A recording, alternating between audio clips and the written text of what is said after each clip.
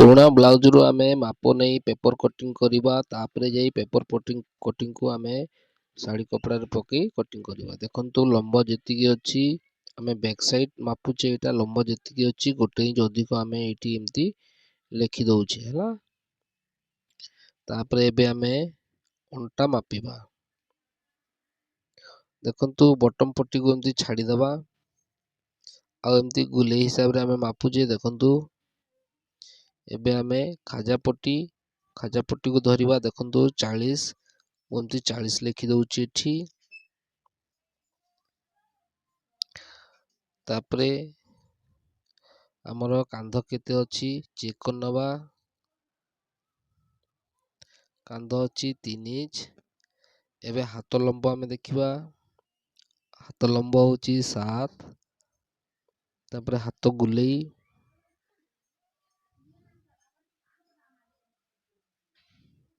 गुलेई हला देखंतु 6.5। एबे आमे लिखि नबा हाथ लंब 7 हाथ गुलेई 6.5। तापरे एबे आमे छाती मापिबा। छाती भी एम्ति गुलेई हिसाब रे मापिबा। देखंतु बॉटम पट्टी को छाडी देली। हाथर दी जॉइंट को एम्ति तळको आमे धरिबा। तापरे मझी को भी धरिबा। एई पछ साइड आमे झिकी के धरिबानी आस्ते आस्ते धरिबा। तापरे हाथर एई जॉइंट जागा को एम्ति धरिबा। तापरे बॉटम पट्टी आमे छाडी थिले खाजा पट्टी को एबे धरिबा। छाती हे गला देखंतु 48 एबे लिखि दबा। एई हिसाब रे आमे पेपर रे कटिंग करिबा प्रथम रे।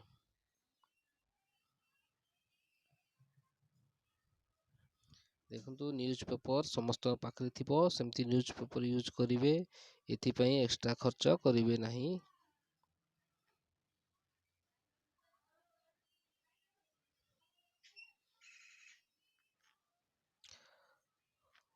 देखंतु लंब थिला 15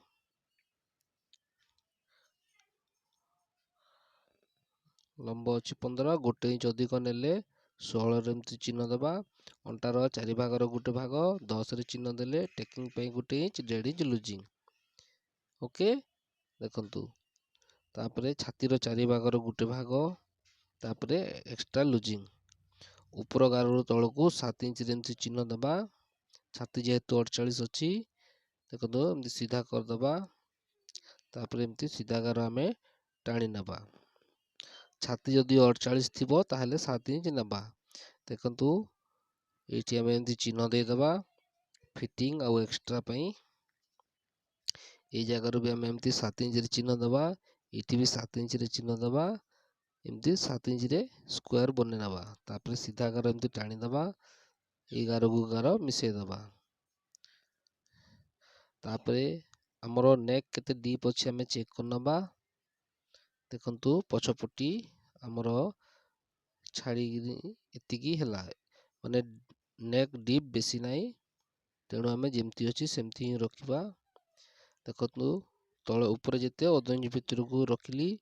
एसपट्टी 3 हिसाब रे रखिली। कांध 3 रखिली। तापरे एमती गुले शेप दे देली। इटू 1.5 इंच रे टक दबा। तापरे राउंड शेप दे दबा। देखंतु जेमती अछि सेमती काटिबा। जदि नेक डीप थांता ताहेले 1.5 इंच आमे ऊपर साइड भीतर को करथांती। नॉर्मल ब्लाउज माने नेक कम थिले ए हिसाब रे कटिंग करा जाए। दो तापरे पेपर एमती उल्टा कर दबा। तळ को 1.5 इंच आउ बॉटम साइड 1.5 इंच आमे एक्स्ट्रा रखिबा। तापरे जेमती अछि सेमती आमे चिन्ह दे दबा। देखंतु जेमती अछि सेमती एबे चिन्ह दे दबा।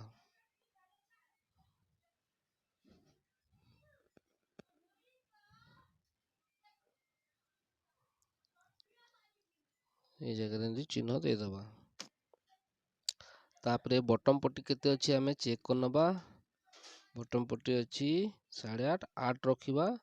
तेणु आमे गोटे इंच दिसुत अधिक नबा। 8 अछि 9 दिसुत रे एमती चिन्ह दबा। एठू एमती सीधा गार दबा।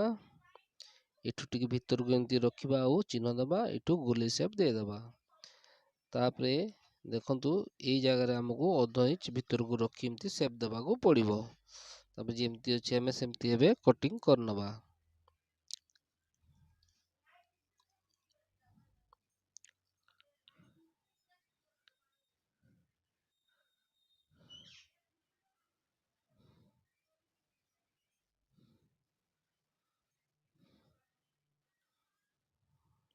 ଦେଖନ୍ତୁ ବଡ଼ ସାଇଜ୍, ତେଣୁ ପେପର ଟିକେ ଛୋଟ ହେଉଛି। ଆମେ କପଡ଼ା କାଟିଲା ବେଳେ ସେପ୍ କରିବା ଏଇ ଜାଗାରେ। ଦେଖନ୍ତୁ ଏଇ ଜାଗାରେ ଆମେ 1.5 ଇଞ୍ଚ ଏମିତି ଚିହ୍ନ ଦେବା। ଏଇ ଜାଗାରୁ 1 ଇଞ୍ଚରେ ଏମିତି ଚିହ୍ନ ଦେବା। ତାପରେ ଏଇ ଜାଗାରେ ଆମେ ଏମିତି ରାଉଣ୍ଡ ସେପ୍ ଦେବା। ଦେଖନ୍ତୁ ଏଇ ଜାଗାରେ 1.5 ଇଞ୍ଚ ଆମେ ଏକ୍ସଟ୍ରା ନେଇଥିଲେ, ଏଇଠୁ 3 ଇଞ୍ଚରେ ଏମିତି ରଖିବା। ଆଉ 3 ଇଞ୍ଚରେ ଏମିତି ହିସାବରେ ଆମେ ଚିହ୍ନ ଦେବା। ଏଇଟା କପ୍ ପାଇଁ ପରଫେକ୍ଟ ଫିଟିଂ ଆସିବ। ଦେଖନ୍ତୁ ତାପରେ ପୁରୁଣା ବ୍ଲାଉଜର ଭିପଟି ଯେତିକି ଥିବ ଆମେ ସିଲେଇ ମାର୍ଜିନ୍ ରଖିବି ସେତିକିରେ ଚିହ୍ନ ଦେଇପାରିବା। ଦେଖନ୍ତୁ ଏମିତି ମାପିବେ, ଯେତେ ଅଛି ସେଇ ହିସାବରେ ସିଲେଇ ମାର୍ଜିନ୍ ରଖିବି ଏମିତି ଚିହ୍ନ ଦେଇପାରିବେ। ଦେଖନ୍ତୁ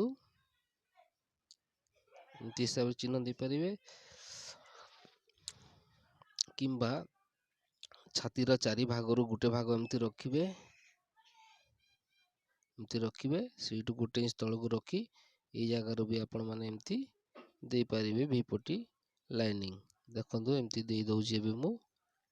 ତାପରେ ମଝିରୁ 1 ଇଞ୍ଚ ଏମିତି ଉପରକୁ ଆମେ ଉଠେଇ ନେବା। ଦେଖନ୍ତୁ ଯେମିତି ଅଛି ଏବେ ଆମେ ସେମିତି କଟିଂ କରିନେବା। ଏକ୍ସଟ୍ରା ଆମେ ଅଧ ଇଞ୍ଚ ବଢ଼େଇଥିଲେ ଏ ଜାଗାରୁ ଆମେ କଟିଂ କରିଦେବା। କପ୍ ଦେଖନ୍ତୁ ଏଇ ହିସାବରେ ଗୁଲେଇକିନା ଆପଣମାନେ କାଟିବେ। ଦେଖନ୍ତୁ ରେଡ଼ି ହେଇଗଲା। ଏଇ ଜାଗାରେ 2 ସୁତରେ ଆମେ ଏମିତି ଗୁଲେଇ ସେପ୍ ଟିକେ ଦେଇଦେବା। ମଝିରୁ ଏମିତି ଆମେ ଫୋଲ୍ଡ କରିବା।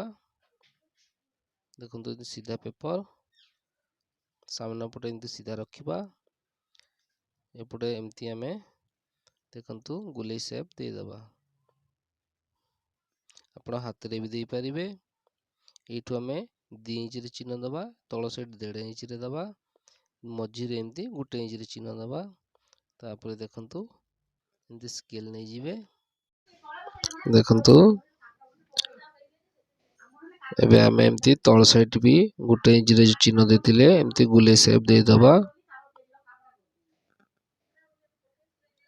ଆମର କପ୍ ର ତଳ ପିସ୍ ଏଇଟା ରେଡ଼ି ହେଇଗଲା। ଏବେ ଏମିତି କଟିଂ କରିନେବା। ଏମିତି ହିସାବରେ କାଟିବେ, କପ୍ ପୁରା ବରାବର ଫିଟିଂ ହେବ। ଦେଖନ୍ତୁ ଏମିତି ହିସାବରେ ରଖିବା। ଯୋଉ ପଟେ 1.5 ଇଞ୍ଚ ଅଛି ସେପଟେ ଆମେ ଏମିତି ଗୁଲେଇ ସେପ୍ ଦେବା। এই ଜାଗାରେ ଏମିତି ଚିହ୍ନ ଦେଇଦେବା। ଦେଖନ୍ତୁ ଅଧ ଇଞ୍ଚ ଏମିତି ବଡ଼ ଅଛି, ମାନେ ଅଧ ଇଞ୍ଚ ଏମିତି ଏକ୍ସଟ୍ରା ରଖିବା। এই ଜାଗାରେ ଏମିତି ଆମେ ସେପ୍ ଦେଇଦେବା। এই ଜାଗାରୁ ଆମେ ଏମିତି ଏବେ ଗୁଲେଇ ସେପ୍ ଦେଇଦେବା ଏମିତି। ଦେଖନ୍ତୁ ଆମର କପ୍ ର ଉପର ପିସ୍ ବି ଏବେ ରେଡ଼ି। ଆର ସୂତ୍ରରେ ବି କଲେ ଏମିତି ହିଁ ହେବ। ତେଣୁ ମୁଁ ଏଇଟା ସର୍ଟକଟ୍ରେ କେମିତି କଟିଂ କରିପାରିବେ ସେ ଉପରେ ମୁଁ ବତେଇଛି ଆପଣମାନଙ୍କୁ। ଦେଖନ୍ତୁ ଏବେ ହାତ କଟିଂ କରିବା, ଯେହେତୁ ବଡ଼ ସାଇଜ୍ ଆଉ ହାତ ବି ବଡ଼।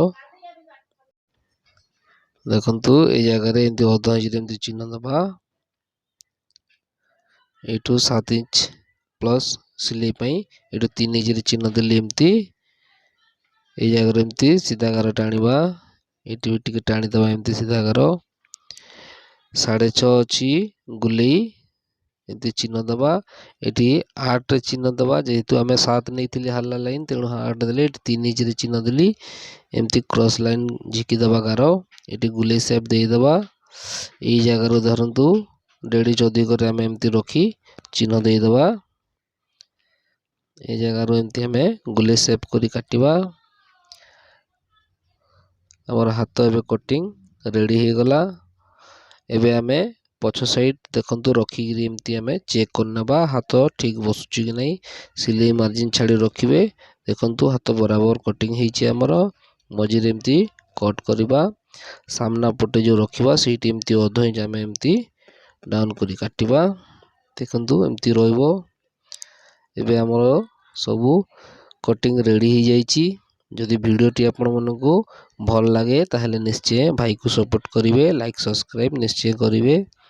ଦେଖନ୍ତୁ ସବୁ ପିସ୍ କଟିଂ ହେଲା ପରେ ମୁଁ ଏମିତି ରଖି ନେଉଛି। ଦେଖନ୍ତୁ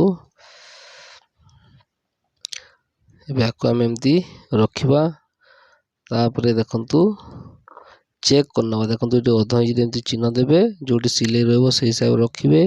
ଅଧ ଇଞ୍ଚ ରଖି ଦେଖନ୍ତୁ ଏମିତି ରଖିନେବେ, ଚେକ୍ କରିନେବେ। ଦେଖନ୍ତୁ ପୁରା ବରାବର ବସୁଛି, ପରଫେକ୍ଟ କପ୍ ବି ରେଡ଼ି ହେଇଯାଇଛି ଆମର। ଏଠି ସ୍କ୍ରେଚ୍ ନେଲା ପରେ ଦେଖନ୍ତୁ ଏଇଟା ବି ଏମିତି ବସିଯିବ। ଯଦି ଭିଡ଼ିଓଟି ସତରେ ପସନ୍ଦ ଲାଗେ ତାହେଲେ ନିଶ୍ଚୟ ଲାଇକ୍ ସବସ୍କ୍ରାଇବ୍ କରିବେ।